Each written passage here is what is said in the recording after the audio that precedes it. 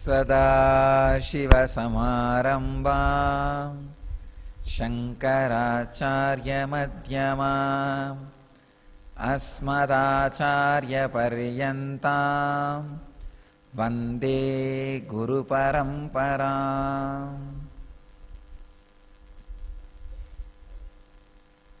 I welcome you all with my love and respects.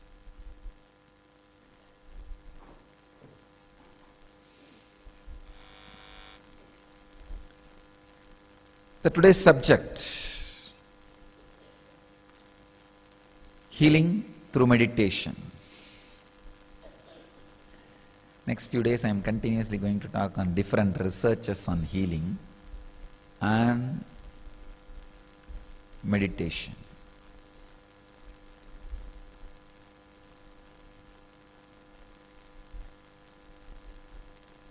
I just wanted to make people understand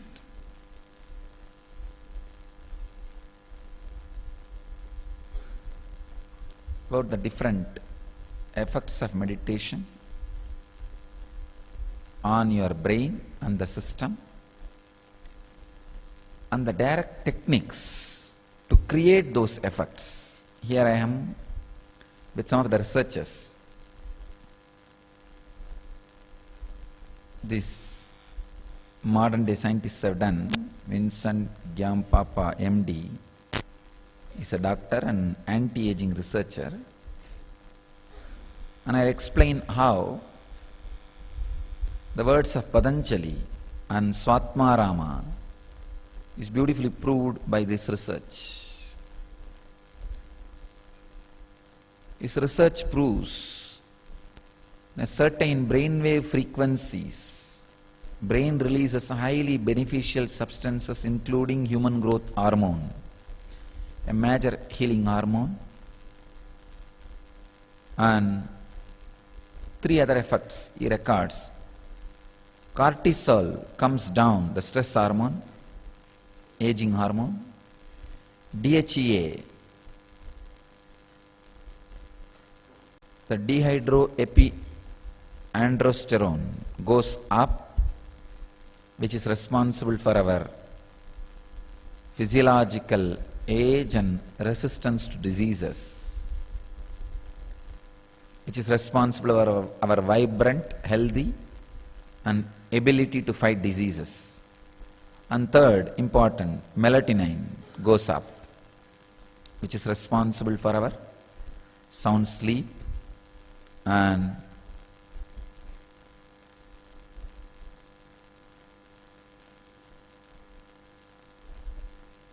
acts as a highly potent antioxidant.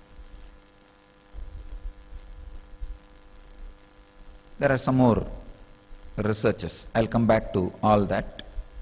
First, I wanted to talk about this research and how this effect can be achieved in you, and how Patanjali and Swatmarama and Shiva, I can say these are the great three masters who did so much in the line of mind, brain, consciousness, and body. The line which cuts across these subjects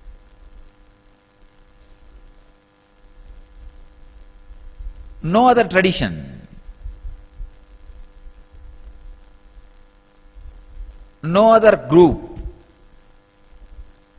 no other civilization, no other community is able to penetrate so deeply, dive so deeply, and collect the ultimate truths, present it so beautifully, in such an organized way to the humanity. But fortunately, the Vedic tradition understood the human mind and separated this research and development, R&D department, and defined rules to protect the purity and truth of the research and development. It did very beautifully. Kept the R&D people in poverty and took care these politicians and the Vaishyas, the wealthy guys, do not interfere in their research and development. Their R&D is not disturbed, interfered. So when a Brahmana, an R&D person, research and development scientist, is possessed by Shraddha, truth, he is just completely given freedom. When he experiences that Shraddha Vivecha, he is given a ultimate freedom. There is no limit for him. He can explore into all great fields. Just yesterday I was studying a YouTube presentation related to this discourse. So beautifully they presented how each thought as a neuron. See, each bit of an information, each thought as an independent neuron in our brain, recording and making that information available to you whenever you want. Means, how many billions of stars are there, that many billions of neurons are there in you. The cosmos is reality. The brain is the experience of reality. So the Brahmanda and Pindanda, any change or purification in Pindanda, means the brain, makes you experience the Brahmanda, cosmos, pure. They had the pure Shraddha, sincerity. They were able to record and make the truths available to us. I thank every individual who existed during the period of these three great masters for not invading and intruding and tempting and abusing the purity of those great masters. Not only those three, I thank every individual for not doing that abusal, because if they would have done, these great truths wouldn't have been available to us. I tell you, studying yesterday this presentation about the brain and the meditation in some of the YouTube clips, I could see very clearly that every experience I had with each sutra of Patanjali and Mahadeva, Shiva. See, when I study some of these sutras, unconsciously scan, I'll see very clearly that part of the brain getting activated and that effect happening in my system. So it's so beautiful to see that scientifically recorded.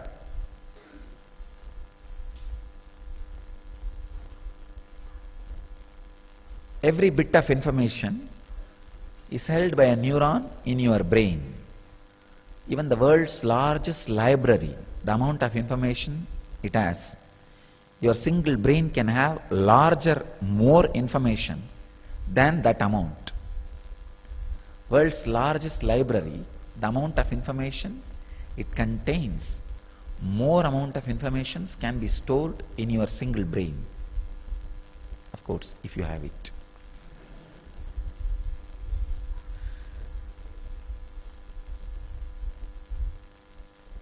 When I was seeing that presentation, I could see very clearly how the drishti srishti, the truths of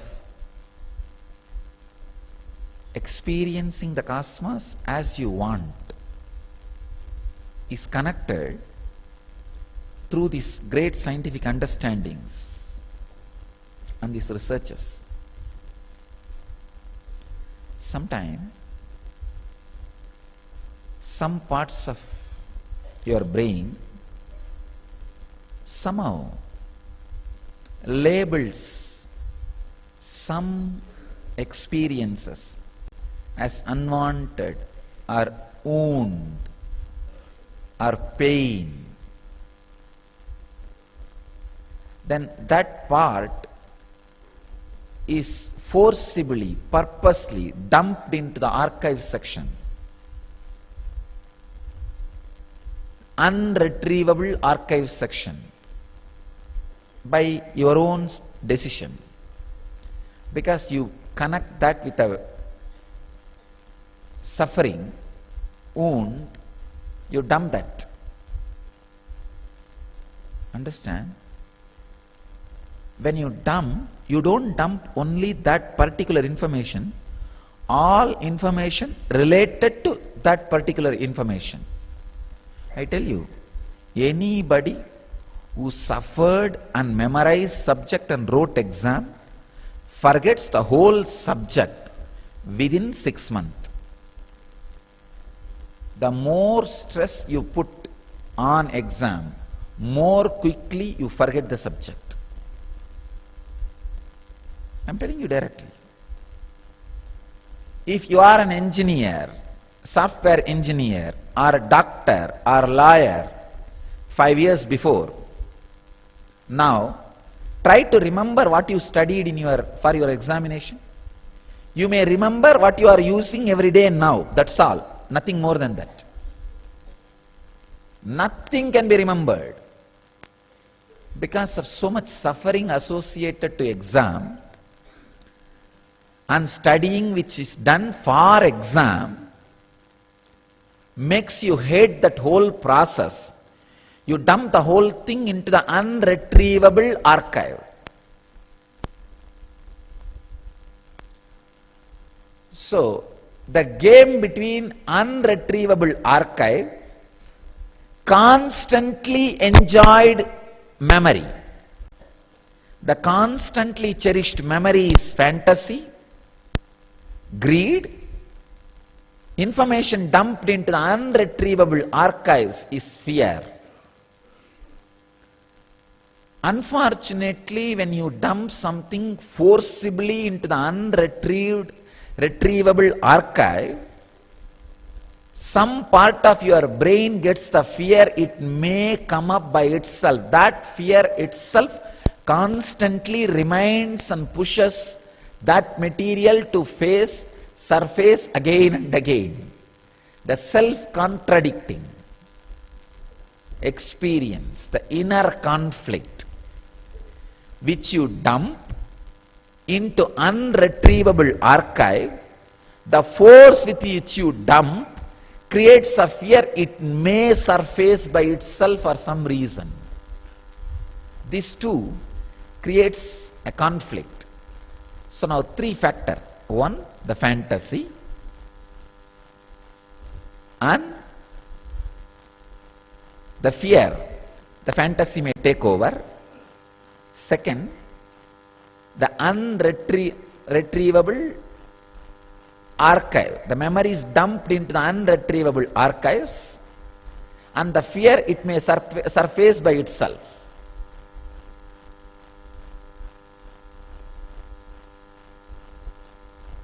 Third important factor is the inner conflict between these experiences.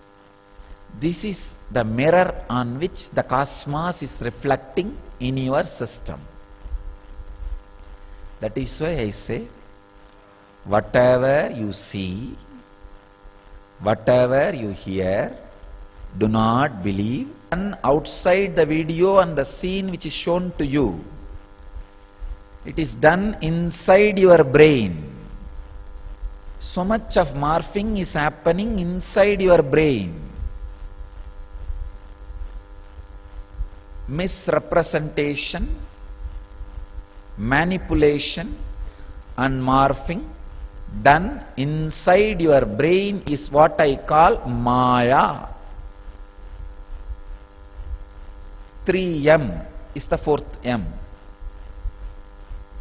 Misrepresentation, manipulation and morphing done inside your brain by these factors of memories dumped into the unretrievable archive and the fear that memories may surface by itself and the constantly cherished memory, fantasy, and the fear these memories may take over your brain. These four are the ingredient, the major responsible ingredients for the morphing, misrepresentation and manipulation of cosmos done in your brain, which I call Maya.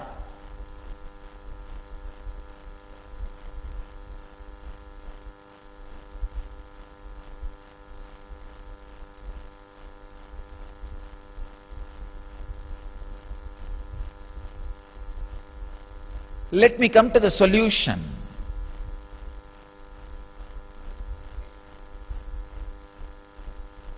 If the Brahmanda reflects on Pindanda, if the macrocosm reflects on microcosm, as it is enlightenment.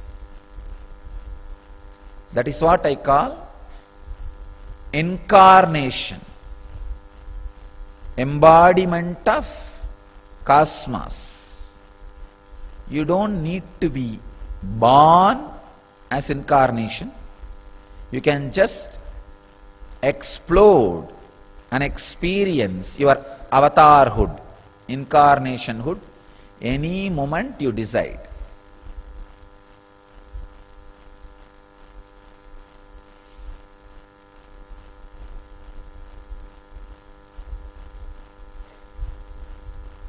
If the macrocosm reflects on microcosm without manipulation, misrepresentation and morphing, you are an incarnation. When the 3M happens, you are caught in the big M, Maya.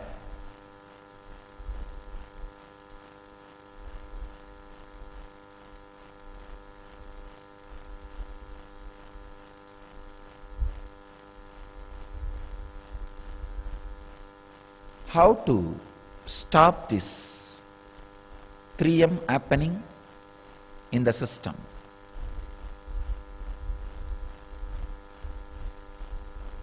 When the 3M put together, the 4th M, big M, Maya, what is the solution for the 4th M? The 5th M, meditation.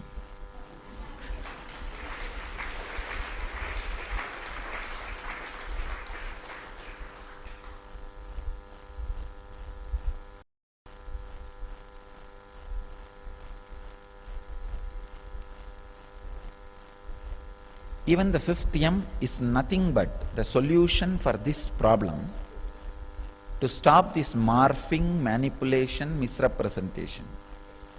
This 3M creates the 4th M, Maya problem. The solution is 5th M. The technique, how to do the 5th M, is nothing but just Mahamantra.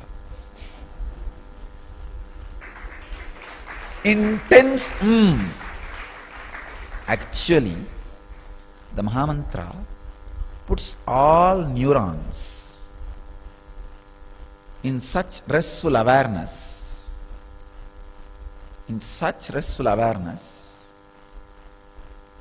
morphing, misrepresentation, manipulation is just stopped, at least for a few seconds, and macrocosm reflects on microcosm as it is. When the macrocosm M is not reflecting on microcosm M properly because of 3M, the solution M is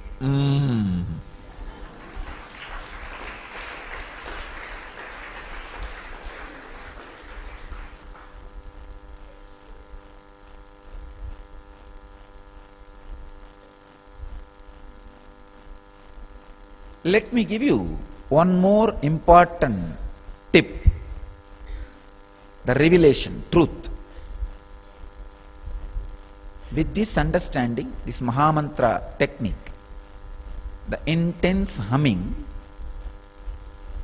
will very deeply work on you. First thing, bring your awareness to manana. Manana means, what am I? What is really going on in my brain? What are the memories I am dumping into unretrievable archive? I can say trying to dump into unretrievable archive. What are the memories I am trying to dump into the most cherishing memory, fantasy? Just simple few minutes of looking. Everything will boil down into what am I? See, when that what am I, who am I starts, first thing you will feel is the identity which you carry, which is a mixture of body and mind.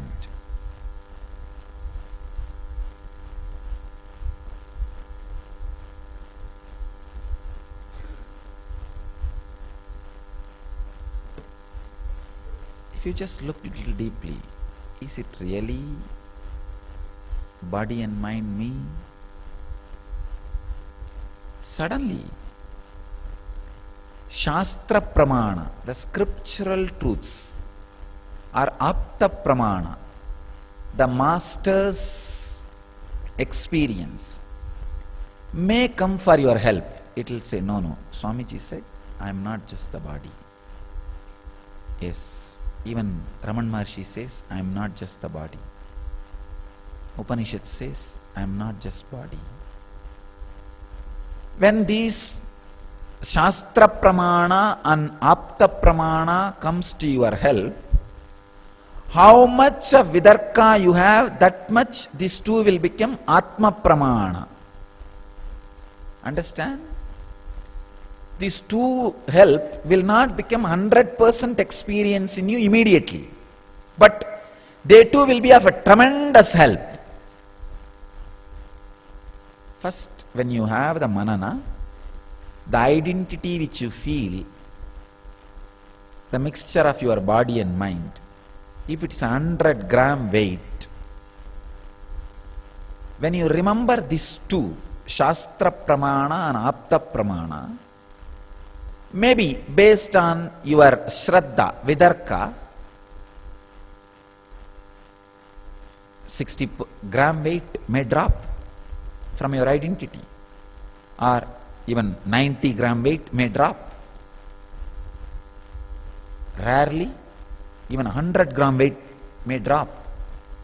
But that is very rare when you have that tremendous Shraddha with a master. But usually, at least more than 50-gram weight will drop.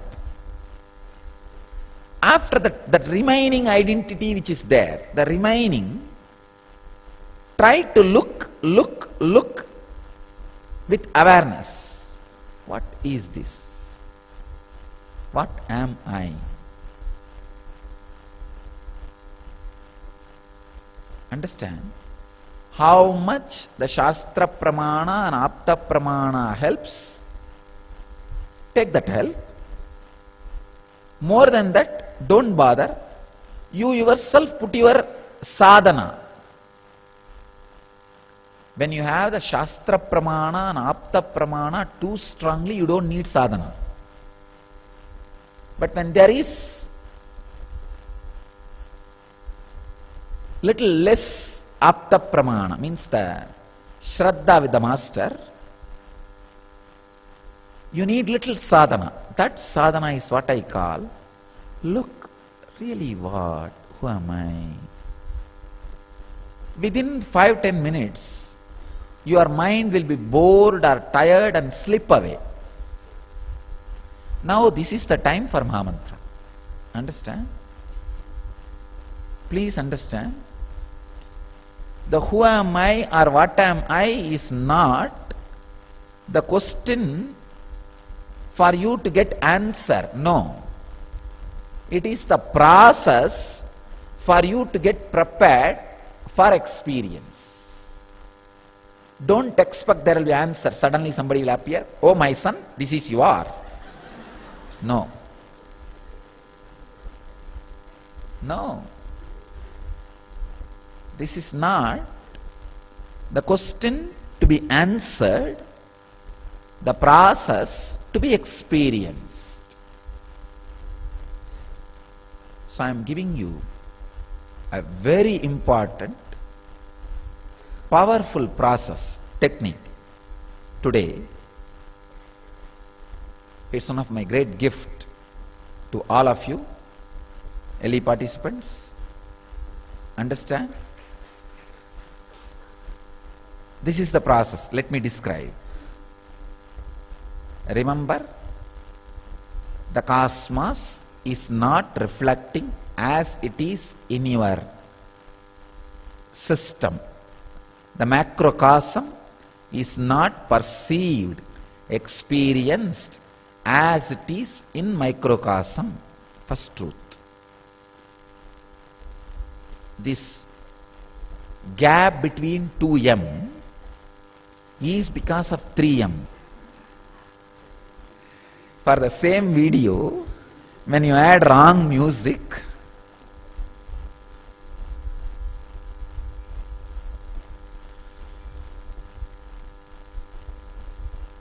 when this 3m twists the relationship between this 2m,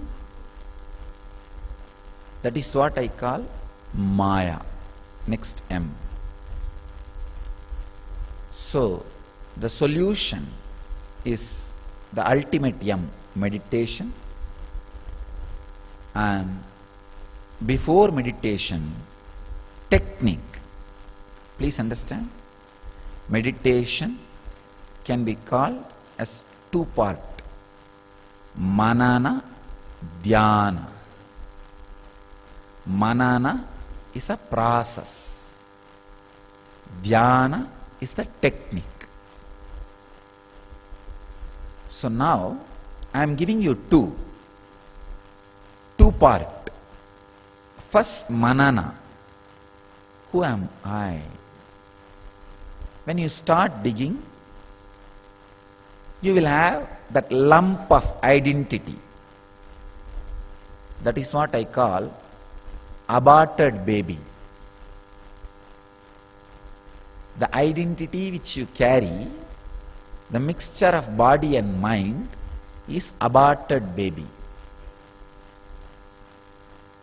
The aborted baby, how it looks? Just the flesh. Your identity which you carry, which is a mixture of body and mind, is aborted baby. The moment it appears, it will naturally immediately appear. This is what I think I am. Then naturally, immediately, your Shastra Pramana and Apta Pramana will come for your rescue. No.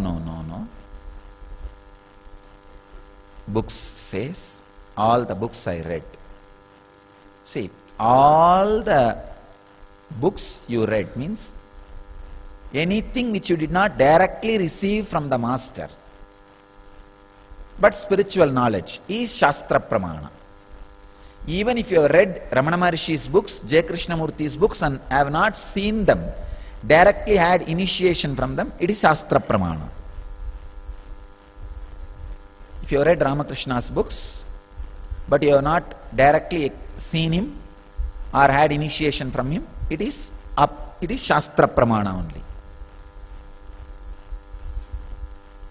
So Shastra Pramana will come for help.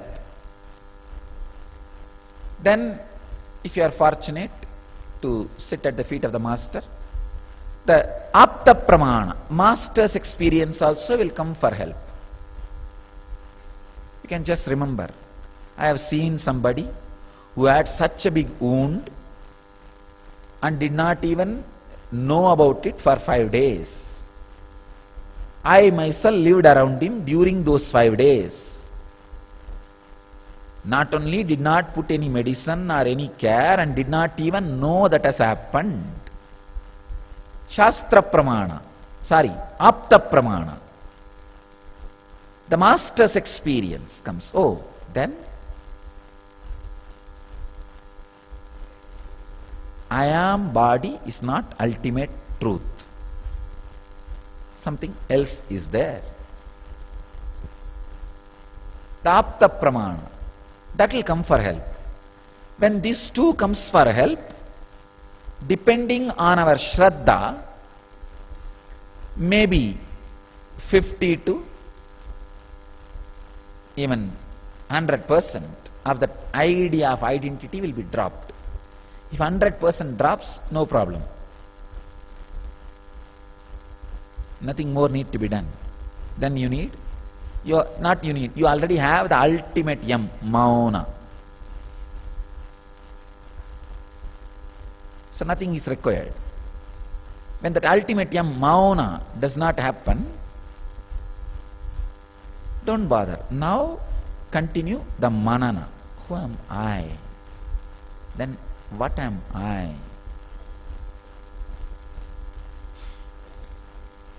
Your brain has certain capability.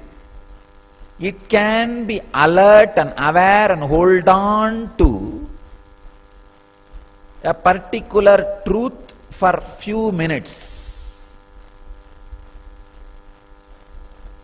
The capacity will vary person to person.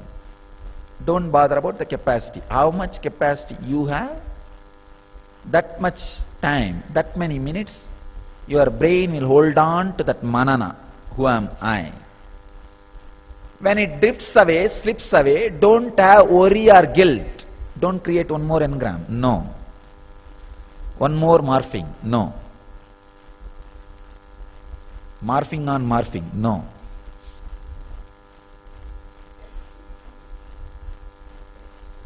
The moment it slips away, now understand, you are done with your manana today.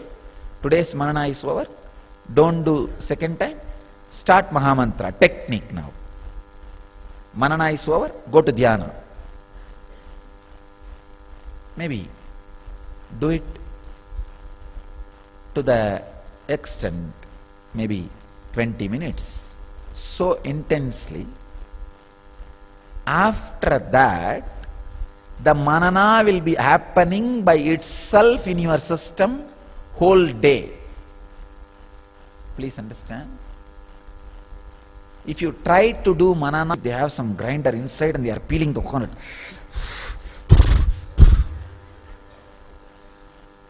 No. Don't bring second time. Shravana should be done again and again. Manana should be done only once. Nitidhyasana should not even be done, should happen. Understand the law of Vedanta. This is Vedanta. Vedanta has only 3 components. Shravana, listening again and again and again, which we don't want to do. Manana should be done only once, which we want to do again and again. Nididhyasana should never be done, should happen.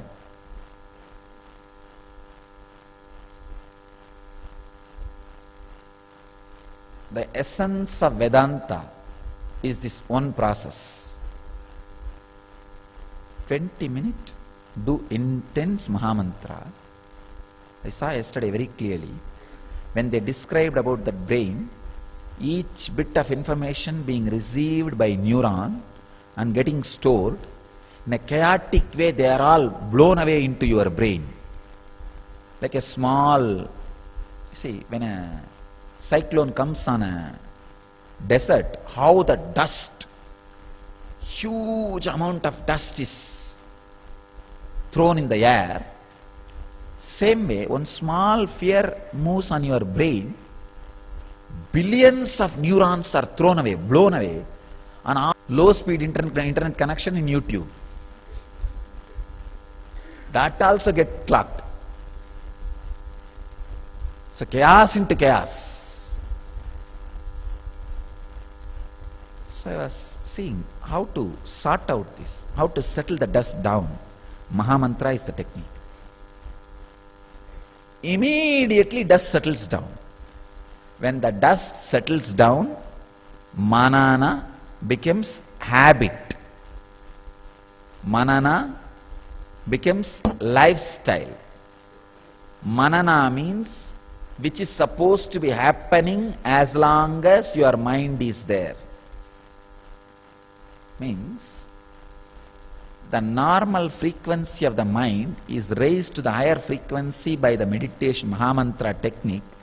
When the higher frequency mind exists, it automatically does manana.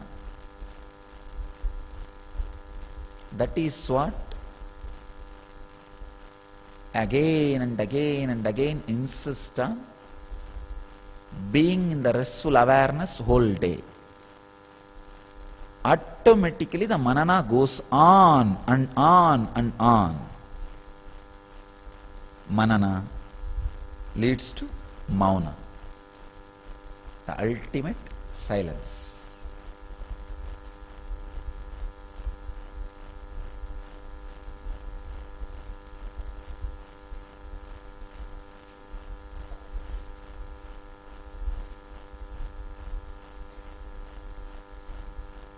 Understand all these yams.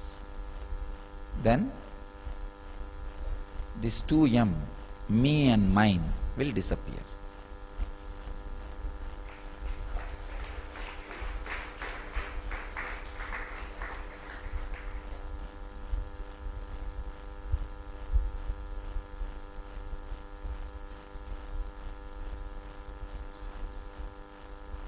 Understand this great truth? Understand the process, manana and dhyana. And it will automatically lead you to the ultimate experience. Let you all achieve and radiate enlightenment, achieve and radiate the eternal bliss, Nityananda. Thank you.